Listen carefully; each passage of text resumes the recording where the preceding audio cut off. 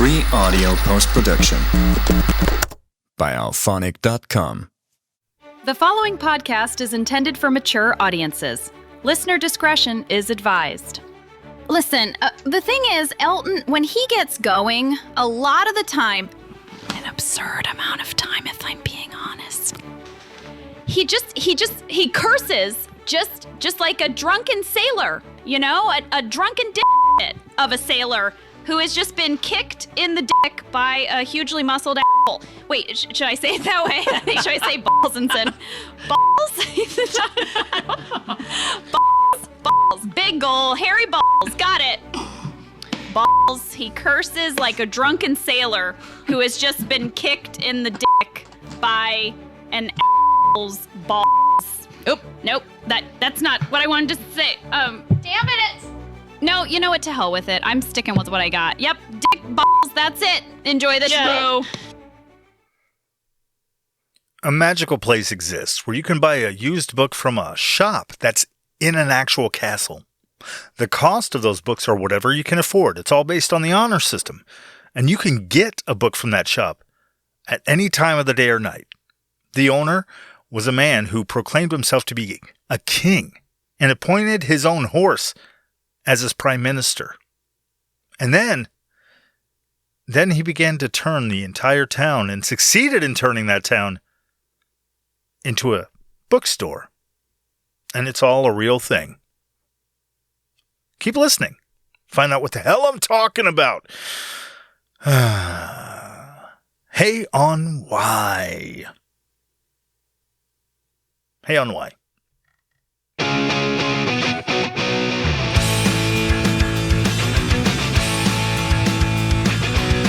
This is out to read some book a week. Podcast about books down to read. This is out to read some book a week. Podcast about books down to read. Yeah, and that's all. Since I've done.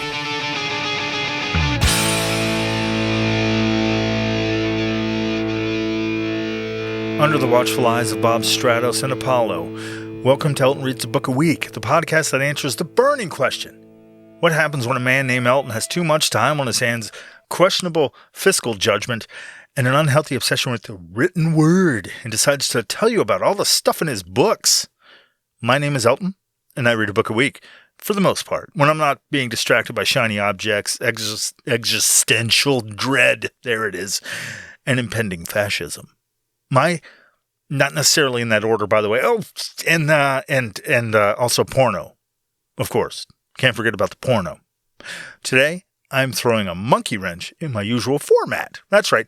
I'm deviating from the path like a drunken driver swerving to avoid a cute squirrel in order to hit a not-so-cute child. Because, well, God don't love ugly. Jesus said that, and, well, he wrote the good book, which is, as we all know, the good truth. Everyone knows that. Even the poor kid and that appreciative squirrel. I'm kidding, of course. Jesus didn't even know how to write. Instead of dissecting some poor author's life work with the surgical precision of an overly caffeinated and deeply depressed warehouse worker, we're taking a field trip to Wales. The country, not the deep-seeing mammal. A sea creature who, by the way, chooses to go to the beach to end it all. Take that, surf culture and your beach boys. Woo! It's ridiculous. No, I'm making this abbreviated episode because I, again, am taking way too long on the next episode. So this isn't based on a book per se, but based on a small portion from within a book that's filled with cool things. The book is called Facts and Fallacies, and it was made or written or whatever by Reader's Digest. I loved this book when I found it in my mom's bookshelf, on my mom's bookshelf, in and on it, right? Regardless, found it back in the day when I was a kid. Don't know how she got it. Doubt she even remembers having it. Still, I loved it. I read it multiple times, and this is all about a small factoid I found inside it. Expanded and modernized, of course. Lots of shit has happened since that book was published, and the information in it was written down, you know. A lot of things have happened, like death. Ooh. yours. Now back to it. Why are we talking about whales? The country, not the whales, the cute shark-killing mega mammal fish, you ask? Well, it's because today we're talking about a place where books literally saved a dying town, where a man, like I said earlier, declared himself to be a king as an April Fool's joke. That somehow worked better than most political campaigns, and where you can buy books from an actual fucking castle, like I was saying, and you could do that at like 3 a.m. if you wanted, using nothing but the honor system, which in today's world is kind of like finding a unicorn, you know, that will sell you books from its castle at 3 a.m. using nothing but the honor system. This is the story of Hay-on-Wye, population 1,500 on a good day, and how it became the world's first book town. It's also the story of Richard Booth, a man so gloriously unhinged that he makes my podcast seem like a place that refuses to debase itself by poking fun at mentally unwell people. That's right. Thought you had me there, didn't you? But you didn't. I didn't call him a whack job, not even once. Picture this, if you will. It's the late 1950s in Wales, which for those of you geographically challenged is a bit of the, is that bit of the UK where they have more sheep than people, yet a surprising amount of unspoken and embarrassingly satisfying sex per capita. And everyone sounds like they're singing when they talk. You're standing in Hay-on-Wye, a sleepy market town that's slowly circling the drain, much like my hopes, dreams, and vanishingly short existence. Mondays, am I right? The young people are fleeing to the cities faster than, well, whales abandoning a rapidly warming ocean and the Beach Boys. Which, let's be honest here. Abandoning things like that, it's what every small town feels like when you're 18 and full of hormones and unrealistic expectations about the longevity of planet Earth. I kid. But please reach out to someone if you're struggling and trying to avoid burning to death on our slowly neglected planet. Local businesses in your Hay-on-Wye are closing their doors with the frequency of my attempts at financial stability. This medieval town founded by Normans in the 12th century, back when life was much simpler, back then, wasn't it? Like a bath was just an awkward dip in a river, and knives at the dinner table were seen as a death threat, and everything was determined by gods who never seemed to get along and took their frustrations out on you. Man, where is that time machine, huh? Regardless, the town of Hay-on-Wye was heading toward obscurity and economic ruin back in the 1950s. Sound familiar? It's the story of countless small towns across the world. The same story playing out everywhere, right? Town is doing great, everybody's reading voluntarily, then Amazon moves in. Puts a screen in front of everyone's face, and local businesses start burning themselves down for the insurance money just to make ends meet. Then it's all illiteracy and burnt-out husks of stores, with sidewalks littered with discarded Amazon boxes. Well, maybe not exactly that, but you get it. Suddenly, a hero moves amongst the people, moves amongst the townsfolk who are just standing around in this Wales town, all slack-jawed, dreaming the naughtiest things about sheep. One hero emerges, one man looking at this decline, and he had what can only be described as either a stroke of genius or maybe just a mild, plain old stroke. His name was Richard Booth, and he'd just returned from studying at Oxford. The university, not the shoe. I mean, how the hell would you even do that, right? Well, there's a little old lady that did it, right? Little old lady who lived in the, so why not him, I guess? But he didn't. So it doesn't matter. Now, let me paint you a picture of Richard Booth, and I want you to really visualize this guy, okay? I want you to think of a nerdy, bookish white guy with glasses, okay? Got it? Yeah, that's about it. Not really much more than that, really. Oh, okay. Wait. Okay. Now multiply that, okay, by 10. And then add a dash of aristocratic madness, if that's a thing, and throw in the kind of confidence that only comes from having a trust fund and zero interest in reality. This was the man, who would later crown himself king of an independent nation and appoint his horse, as I said before, as prime minister. And honestly, and not a bad choice given the Margaret Thatcher kind of people that were coming up, with that looming ahead. At least horse shit that a horse produces is less dangerous than the horse shit that a lot of politicians produce. But we're getting ahead of ourselves, folks.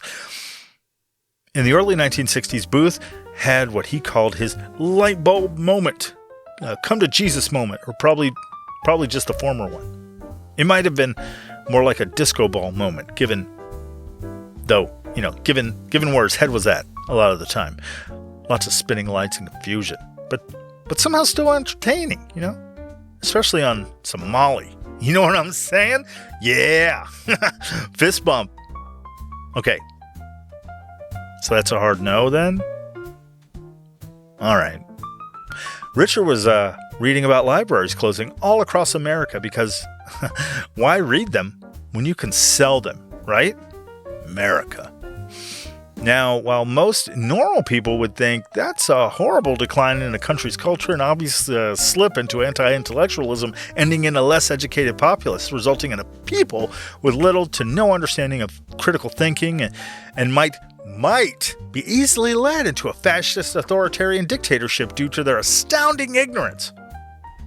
And maybe shake their heads, while continuing to scroll through cat videos and people getting hit in the nuts. Booth thought at the time, I'll capitalize on your stupidity, America, because apparently when life gives you closing libraries, you deport citizens and create a mask-wearing Gestapo, right? I digress. Booth's plan was beautifully simple and completely audacious, like most ideas that either get rich or die trying. Rest in power, 50. Oh, wait. No shit. He's still alive, right? No way. What happened to him? He's starting a streaming service? Did anyone tell him that most of them are losing money? Well, I'm sure he'll be fine. 50 Cent. Richard brought up all those, he bought up all those abandoned American books from all those libraries closing because America don't need to read, right? And then he shipped them to Wales and went to work to turn Hay-on-Wye into a destination for book lovers and not necessarily just sheep lovers that Wales is primarily known for. I'm kidding, Wales. Don't send your sheep after, don't send anything after me. I honestly want to visit Wales one day, and I don't want there to be any animosity or hatred. Guys, come on, calm down. I'm just making fun of the people that fuck sheep out that way. If they do, I don't know. I have no firsthand knowledge. Richard envisioned quaint little streets lined with bookshops, tourists wandering around with that glazed look that book lovers get when they're surrounded by more reading material than they can consume in 3 lifetimes. Glossy-eyed with that Lay's potato chip mentality that can't eat just one. Only it's buying books. Like more and more and more and more. And it never ends. Piles and piles of books everywhere. Like then you're like, how can I make them useful? You see all these books and they're, beyond my own entertainment and knowledge expansion. I mean, there must be some other thing to do with them, right? I know. I know what I'll do. I'll turn them into a podcast, and that'll help stave off the need for even more, ever more books. I must have them all. Damn it, just one more. I'll read them all. I swear. There's no way I'll let them go unread. Please, just one more, please. In 1961 or 1962, sources differ slightly because they had better things to worry about back then than rich geeks with money to burn on books. The Avengers TV show started up in January of 61. The Betting and Gambling Act of 1960 was in full swing. That allowed for the opening and operation of commercially run bingo halls. for the sake of gambling. I'm sure grandmothers everywhere around there were dancing in the streets. So it was hard to drive with all the grandmas dancing for the bingo, I imagine. The Beatles were killing it at the Cavern Club out there in Liverpool and stuff. Lots of stuff was going down, is what I'm saying. Oddly enough, probably a good deal of suicides were going down too, as the Suicide Act of 1961 decriminalized attempts at doing yourself in. That act passed in the August of 1961. So good, I guess. I mean, to be honest, it doesn't make sense to criminalize it anyway, does it? If someone's already trying to inflict the death penalty on themselves, do you think the threat of jail time is going to turn that train around? I mean, let's get real here. Again, if you're struggling, please reach out. Still, no one was caring too much about when Booth opened the first secondhand bookstop in Hay-on-Wye, is what I'm getting at. The location of his first bookstore was an old fire station, which is either deeply ironic or deeply appropriate, considering that Ray Bradbury wrote an entire book about firemen burning books, and also Nazis burned them. Lots of book burning irony about it. The opening it in the fire station is what I'm saying. The stock that he filled that bookstore with, crates and crates of books that he'd rescued from America, like we just talked about, from those American libraries that were closing their doors forever. Keep up. But Booth didn't stop there, because why would you? When you're sitting on a pile of hand-me-down money from a dead aunt, if anything, you go big, castle big. He bought Hay Castle. Yes, an actual medieval castle, because apparently when you're Richard Booth and you have way more inherited money than you need, which he inherited from a dead aunt, and his parents had money. He was a rich kid, trust fund kid. When you have that much money, you go with a castle. Every time. Let that be a lesson to you. If you ever have a fuck ton of dead aunt money laying around and a castle comes up for sale, buy it. So endeth the lesson. He opened the castle grounds to the public and set up outdoor bookshelves. Put books on shelves outdoors around the castle. But here's the kicker. This is where it gets really interesting. It was an honesty bookshop. No staff, no security, no surveillance cameras recording your every move like you're planning to steal the Hope fucking Diamond, but like the book equivalent. Just books and a box where you leave your payment. It was a hefty box, But you leave your payment in the box, just slip it in there. And the store was open 24 hours a day, 7 days a week. Can you imagine in today's world where people steal packages off porches and then argue with customer service about returning the package they just stole? This man set up a castle bookshop operating on pure trust of all things. It's like he was conducting a social experiment to see if humanity could act like a bunch of fucking grown-ups for once. And somehow, miraculously, it worked, because little did he know, or did anyone else know, that by a freak bit of luck, as it happened, the majority of the world's trustworthy population of decent human beings are mostly located in the town of Hay-on-Wye. And then they are located almost nowhere else in the world. Now picture this. Ancient castle ruins. Bookshelves tucked against medieval stone walls like literary ivy. Open to the sky and the elements. Books for £1 each. Or $1 if you're an American.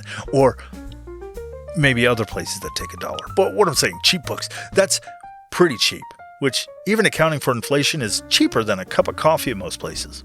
A simple honesty box for payment, probably sturdier than most modern ATMs, mind you, and no staff in sight, just the wind. Through the stones and the rustling of pages, and the constant praying for a non-rainy day in a region legendary for rainy days. It's magical, romantic, like something out of a fairy tale. If fairy tales involved more capitalism and fewer talking animals. It's open 24 hours a day, which means if you're wandering through Hay-on-Wye at 3 in the morning because you've made some questionable life choices and you're suffering from insomnia brought on by the realization that life is meaningless and you're destined to just rejoin the dirt, regardless of whatever empty accomplishment you achieve, and might allow you to entertain the idea of immortality, despite you fully understanding that no matter what any accomplishment might promise, you'll eventually be forgotten. So why does it matter beyond the here and now? And, you have $1 and you can buy a book from a castle using nothing but the honor system. Cool, right? The success was almost immediate. Like when you accidentally create a human life with someone you met once while drunk, and in the light of the morning you realize why they agreed to sex so quickly. You know what I mean? Except this was the 1960s, so it was probably way easier for that to happen. Yeah, maybe that analogy doesn't work. Exactly. Still, the book idea took off. Other booksellers began arriving in Hay-on-Wye. Why do I keep saying Rye? Hay-on-Wye. Other books began arriving. They walked in on their own. Sell me, sell me. No. That would be weird. Other booksellers began arriving in Hay-on-Wye, like moths to a Nazi book burning, or like me to a Nazi burning. But by the 1970s, the town had earned the nickname the Town of Books, which is either the best or most on-the-nose marketing slogan in history. Richard Booth, however, wasn't done. Just with the castle and the fire station and being a nerd. No, he was not done by a long shot, because when you're the kind of person who buys a castle to sell books and then letting motherfuckers walk off with them, you got to start pulling in that need to pay off this fucking castle scratch. Dead Ant's money is not going to let you float all on your own. Not without advertising. Am I right? I mean, come on. People walked off with the books. Not all of them, sure, but I mean, come on. They did. April 1st. It's April 1st, 1977. April Fool's Day. A day of fools that will live in infamy with fools, I guess. I don't know what's happening right now. A day traditionally reserved for pranks, fake news stories, about shit like spaghetti trees, surprising your soon-to-be ex-wife with water balloons at inopportune times, and people pretending to be pregnant on social media. Richard Booth stands before a gathered crowd and media in Hay-on-Wye, and remember, this is 1977, so media meant actual journalists with notepads and cameras, and they use actual film and cameras, and also the photography cameras, and they're writing stories. It's not just somebody with a smartphone recording themselves saying breaking news before reading a news article they didn't write. Richard makes an announcement that would echo around the world, or maybe slightly less than that if we're being honest, since, I never heard of him before reading about this stuff when I was a kid, and you've probably never heard of him either. So, let's just be honest, it didn't rip around the world the way... Anyway, he stands proudly before his book castle, donning royal vestments, a crown and things, and a, furry cape. And there's a large crowd of onlookers, and they've gathered to be witness to this event, this announcement. Cameras click and clatter while reporters scribble down on notepads, and some hold microphones, and there's a myriad of microphones pointing in Richard's direction. Cameras and tape recorders whir, documenting whatever is about to happen next. Richard stands before them. He sweeps his hand out in front of him, his eyes sweeping over the crowd slowly before he steps toward them. He raises his hand to quiet the murmurs before speaking. "This," he loudly proclaims, "is my pee-pee." Suddenly, he yanks down his pants, which, unbeknownst to everyone, were the elastic waistband kind, no buttons or zippers to get in the way, yanks them down, and lo and behold, there hangs his flaccid penis dangling before them. No underwear or anything, just hanging there. Everyone is stunned into silence, and it was then that he began to pivot to and fro, causing his penis to slap against his thighs. His hands would find a natural purchase, positioned on his hips in a superhero pose. And he continued. For a while, a long while, a while that went on for entirely too long. The kind of pregnant pause that is unnerving to any rational thinking human being. The entirety of the crowd watched, with nary an eye blinking, the hypnotic rhythm of his penis slapping against one thigh, then the other, then the other. One would think that this was due, this staring was due to an inability to process what was happening, as it was so extraordinarily bizarre and insane. But, well, I mean, yeah, you're right. That's exactly why. All the while he repeated, "This is my pee-pee. This is my pee-pee." And scene. That was completely uncalled for, and I'm sorry. No. No. He declares Hay-on-Wye an independent kingdom. Not metaphorically, like when a teenager declares their room to be a sovereign nation or some dumb shit. Not symbolically either, like when idiots declare themselves sovereign citizens on the internet. Actually, independent. Like he declared to be actually independent, complete with passports and customs declarations and all the bureaucratic nonsense that comes with nationhood. And he crowns himself King Richard Coeur de Livre, Richard the Bookheart, King Dickus of Bigness. I added that last thing. Regardless, his naming of himself as that is either the most pretentious of them or the most awesome royal name in history, since it's probably Burger King. His horse becomes prime minister, as I mentioned a few times, which honestly makes more sense than most political appointments I've seen. At least, like I said before, you know exactly what you're getting with a horse. They eat grass, shit without trying, and they don't tweet at 3 a.m. from a toilet on an unsecured phone. Shit, no, sorry. They don't truth from a toilet at 3 a.m. You get it. Soon, Richard the Bookendickus and his horse started issuing passports, because nothing screams legitimate government quite like bureaucracy-instituted documentation. Sure, even if they're not recognized by anyone except the people who printed them. I mean, but then again, isn't that how all documents work? Kind of. I digress. Now, you might think this was just an elaborate joke, some kind of stunt that would get you a viral TikTok on a slow day and maybe a visit from some very serious type government officials on their slow day. And technically, it did go kind of viral, or the rough equivalent for back in its day. Absurd, non-harmful insanity was a pretty hot commodity at the time, and this played into it. People love crazy, especially when it doesn't end in death. Still, it might have been the most brilliant marketing stunt in literary history since Gene Shepard pulled off I Libertine. Remember that one? No? Well, go listen to it after this one. I mentioned it in the Fistful of Fig Newtons episode. Like and subscribe. Elton, you know what I have a need for? A craving for? What I have a hell, almost an addiction for? Let me tell you, sweet, sweet ads, you hear me? You know how I get my fix for dem shits, E-Dog? With a mo-f***ing ad break. Give me that ad break, sugar. Give it to me.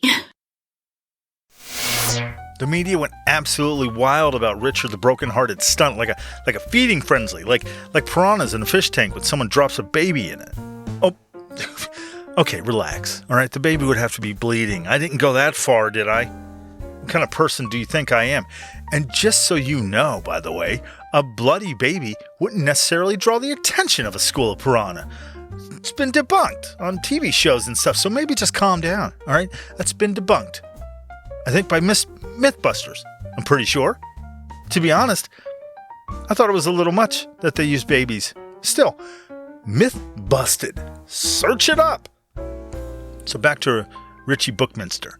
Now, here was this eccentric Welshman who declared his book town a sovereign nation, complete with royal titles, horses doing the business of prime ministering, the works. The story spread around the globe. Tourism skyrocketed overnight, and Hay-on-Wye was firmly on the map, pinned there by the sheer audacity of one man's marketing madness. But here is where things get even more fascinating about Richard Booth and what separates him from your average book-loving trust fund baby. There was a method to his geeky, weird madness.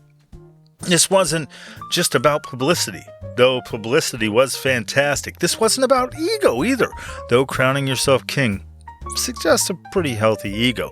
He genuinely believed that small, independent communities were under threat from big business, which, looking at the world of today, they fucking are, right? He had seen it happening in America, where chain stores were devouring local businesses like Pac-Man with a Dollar General-sized Walmart logo strapped to its ass. Does Pac-Man have an ass? Wait, do enough people know what Pac-Man is to get that reference? Is this where the internet ends and I begin, or is it my ending? What of my existence and all the pop culture that's informed it? Is it relevant? If not, what of me? When did it stop being? Was it ever? Oh, God. Is this what a nervous breakdown is? Existential crisis? I need to call my mom. Back to it. Richard Bookman Anderson was determined not to let it happen to his hometown. No corporations coming in here and killing off everything. In his own words, he wanted to show that local independent commerce could thrive. The Kingdom Declaration was his way of saying we don't need big corporations. We can create our own economy, our own identity, our own success. And if that means I have to wear a crown and appoint a horse to high office, so be it. This is my PP. I added that last thing. And it worked. By 1977, around 40 bookshops had opened in Hay-on-Wye. Think about that for a second. A town of 1,500 people supporting 40 bookshops? The math doesn't work. It's like trying to fit 40 clowns into a pool full of piranha and dead babies. Yeah, they're dead now. Gotta keep it edgy. Somehow the town did it, not the pool full of piranha and babies or clowns. What they did was, in large part, they sustained those bookshops because people were traveling from around the world to visit the book kingdom. It's the kind of success story that makes you wonder if maybe we're all thinking too small. If maybe the solution to our problems isn't more reasonable planning, but more unreasonable dreaming. In 1988, something happened that would cement Hay-on-Wye's place in the literary world forever. Peter Florence and his parents founded the Hay Festival of Literature and Arts. Now remember, we're talking about a town with just 1,500 people. That's smaller than the number of people who understand a good Pac-Man reference. Maybe. Smaller than the number of people who played the arcade version of Pac-Man. Probably. Smaller than the number of people who follow my podcast on social media, which is both humbling and deeply fucking wounding. Like and subscribe. The festival needed to be held in a tented village outside town because there simply wasn't space for everyone who wanted to come. It's like trying to hold a concert in your backyard and suddenly realizing that half the world wants to fucking show up to your shitty backyard. How big did it get? Well, Bill Clinton, yes, former President Bill Clinton, saxophone and blowjob enthusiast, called it the Woodstock of the mind. Yeah, he showed up. That's quite an endorsement, okay? Especially coming from a Rhodes Scholar that definitely smoked a lot of weed and got his dick sucked in the White House. Didn't inhale my ass. What a fucking... Every May and June. For 10 days, an estimated 80,000 visitors descend on this tiny Welsh town like a literary locust swarm, you know, but not in a plague way or biblical way. Authors, philosophers, historians, comedians, musicians, basically anyone who's ever had a thought and written it down and wanted to sell that thought that they wrote down. Think about the economics of that for a moment, because the numbers are crazy. A town, a small town, the 1,500 people, hosting 80,000 visitors? It's like your living room suddenly having to accommodate 80,000 fucking visitors. All the food, the books, the people staying in your room, on your roof, probably needing directions to the nearest bathroom, which is always down the hall, just down the hall to the left. And so, but that's now with the 80,000 people in your fucking house. That's always in use. There's a fuck ton of people in your house. You get it. Hotels, restaurants, bookshops, the entire local economy gets a massive boost every year. Richard Booth's original vision of tourism saving his town had evolved into something beyond even his wild imagination. And remember, this is a man whose imagination included crowning himself fucking king and promoting his fucking horse to high office and issuing paperwork. Paperwork, for fuck's sake. The story is an all fairy tale success, of course, and happy endings. The entire town caught fire. Being that it was all filled with books, all of it went up. And it was all because the horse started smoking, picked up a habit. It got too powerful, too big for its barn or whatever, and people were stuffing cigars in its mouth trying to get favors off the prime minister, and they'd lighten it up for him. And anyway, the horse developed a habit for Cuban cigars. It would take them and as bribes. And anyway, he was in a shop as a horse prime minister, as they often find themselves in bookshops. And he turned too fast. He's so big, in the small aisles. He turned, and the cigar bumped up into one of the pages, and he didn't want to be blamed, And so he just didn't say anything. The ash kind of everything just went so fast. Went from building to building to building. The entire town leveled. Richard Booth had to put the horse down. I'm kidding. That didn't happen. No, it wasn't all. It wasn't all fairy tale success. I don't know why I did that. It wasn't all fairy tale success and happy endings. Of course, the book world has changed dramatically since the 1960s. Like everything else that was simpler, and made more sense back then, when people wore hats everywhere and thought cigarettes were healthy. Like doctors would prescribe them for some freakish reason. And back then when rich people paid more taxes. Everything just kind of, except for all the racism, that sucked. The internet happened. The internet would happen eventually, of course, and Amazon happened, like a giant digital bookstore that, it's just a giant digital bookstore that never closes and doesn't require you to even put pants on. Pants on. The e-readers, Kindles and shit like that happened. Those weird little rectangles that let you download 1,000 books that you'll never read, but they look really impressive when shown to someone in list form. Suddenly you could buy a book, any book you wanted without leaving your house. Often it was cheaper than going to the physical store and without having to interact with actual human fucking beings. God bless you, internet. Or shit. Fuck you, internet. Like and subscribe, please. The secondhand book market in particular faced huge challenges. Some of Hay-on-Wye's bookshops didn't survive, of course, because even the most charming small business can't compete with the relentless efficiency of algorithms and their billionaire owners. But here's the fascinating thing, the plot twist, okay, that would make M. Night Shyamalan proud. The one that wrote The Sixth Sense, not the one that wrote every other fucking thing he's ever done. The global second-hand book market is actually growing. It's projected to nearly double between 2023 and 2032, which suggests that reports of the death of physical books has been greatly exaggerated. Why? First, economics. Second-hand books are a lot cheaper. They're a lot more affordable, especially academic textbooks that when you buy them brand new, cost more than most people's rent and seem to become obsolete faster than a Pac-Man reference.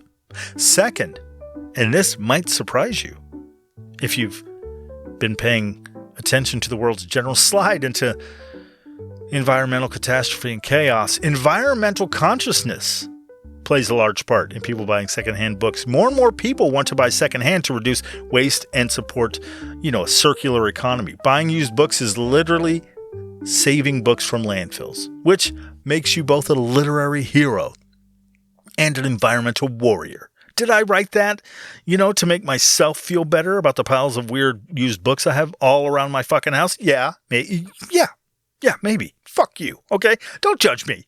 I'm a literary hero, an environmental warrior.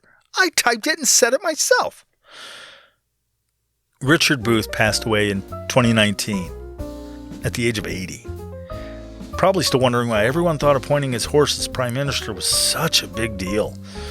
They don't anymore, though, because, as we all know, that horse brokered the long-standing Middle East peace accord that still stands today, but also never happened because I'm a rambling moron. Richard Booth's actual legacy lives on in every bookshop in Hay-on-Wye and every book town around the world that followed his motto. What can we learn from his story? Maybe it's that the most powerful weapon against economic decline isn't always a government program, or sure shit isn't a corporate monster filling your town with cookie-cutter storefronts that sap the personality from your community. No. Maybe it's that sometimes it's just one oddball with a crazy idea and the determination to make it work. Plus a complete disregard for what other people think is reasonable. Booth looked at his dying hometown and didn't see problems. He saw possibilities. He took something the world was throwing away, old books, and he turned them into gold. He understood that in an age of mass production and globalization, people would pay to experience something authentic, something unique, something you can't get anywhere else. Something that makes you feel like you're part of a story instead of just being an address to be delivered to. Today, with small towns everywhere struggling with the same challenges that faced Hay-on-Wye in the 1950s, Richard Booth's story offers hope. It suggests that the solution might not be trying to compete with the big guys on their terms, but creating something distinctive, special, and wildly weird on yours. Something that people will travel across the world just to experience.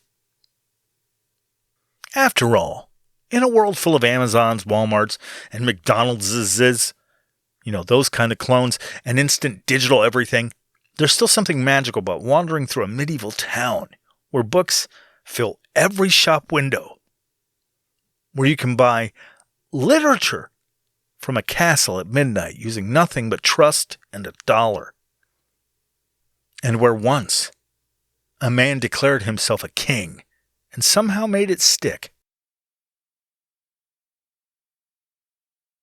That's the story of Hay-on-Wye and Richard Booth, the goofy dreamer who proved that sometimes the best way to turn things around is just one page at a time. And it's okay to think big and dream unreasonably. It also helps to have a rich dead aunt.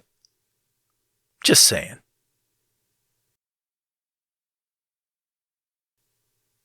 Thank you for listening to this episode of Elton Reads Book Week. If you enjoyed it and you would like to contribute to its production, you can do so via the Patreon link in the description. For just $5 a month, you get the episodes early and ad-free and other stuff that I put up there. Currently, I'm working on an audio book thing. It's weird.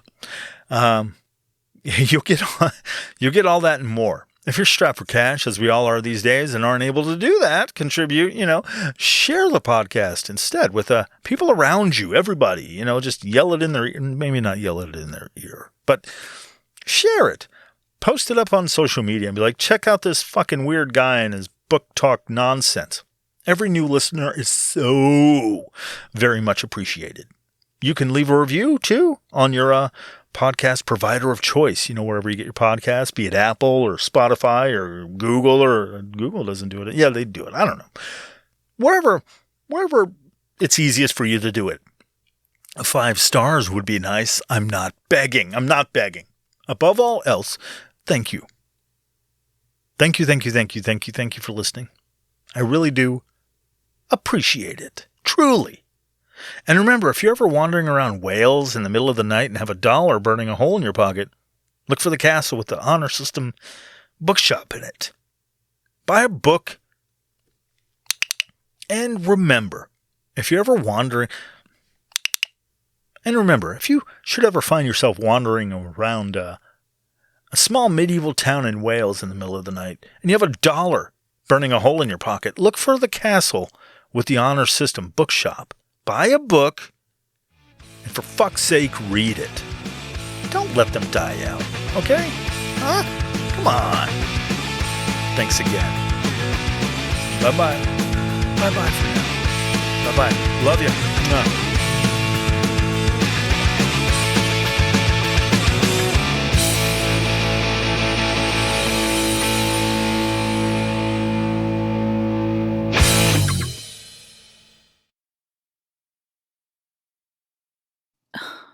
Is he serious? Who doesn't know who Pac-Man is? It's a classic. Video game classic. Pop culture classic. Yes, a pop culture classic. Pop culture classic. What? No. Pac-Man is a pop culture icon. That's it. A pop culture icon. Nailed it. What in the hell is a Pac-Man? Oh, good God. Free audio post-production by alphonic.com.